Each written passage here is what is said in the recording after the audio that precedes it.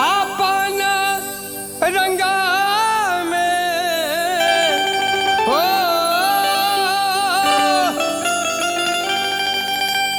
आपन रंगा में रंगवा लीलन भोला जी। गौरा जी से भंगिया पिसबा दिलन भोला जी। गौरा जी से भंगिया पिसबा दिलन भोला जी। अपन रंग में रंगवा लीलन भोला जी। गौरा जी से भंगिया पिसबा दिलन भोला जी। गौरा जी से भंगिया पिसबा दिलन भोला जी।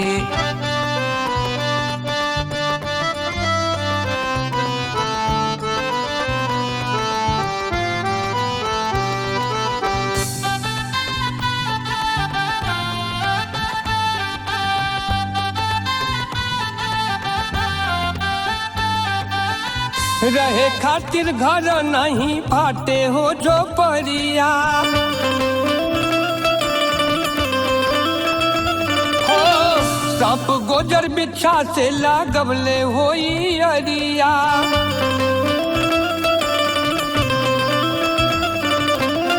गौरा के जोगिनिया बना दिलन भोला जी। आपन रंग में रंगबा दिलन भोला जी। आपन रंग में रंगबा दिलन भोला जी।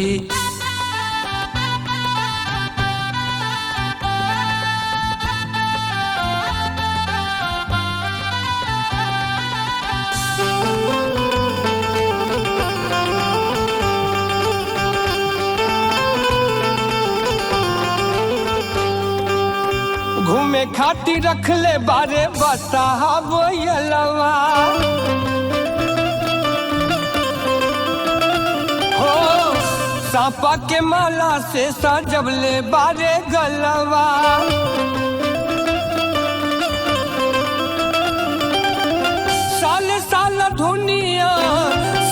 साल धुनिया रमा बेलन भोला जी।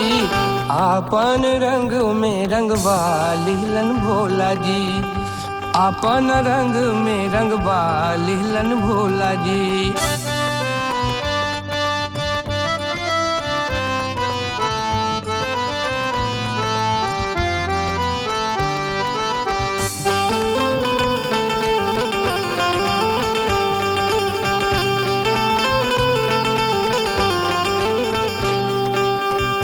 पी गईल देखत देखत विष के पियलवा हो साथ में नाचे उनकर भूत हो बैठलवा।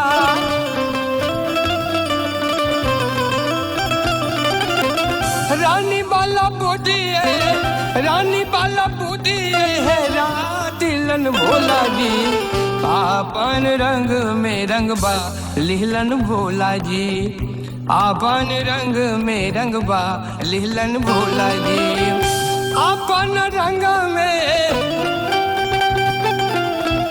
आपन रंग में रंगवा लीलन भोला जी। गौरा जी से भंगिया पिसबा दिलन भोला जी। गौरा जी से भंगिया पिसबा दिलन भोला जी। गौरा जी से भंगिया पिसबा दिलन भोला जी। गौरा जी से भंगिया पिसबा दिलन भोला जी। गौरा जी से भंगिया पिसबा दिलन भोला जी।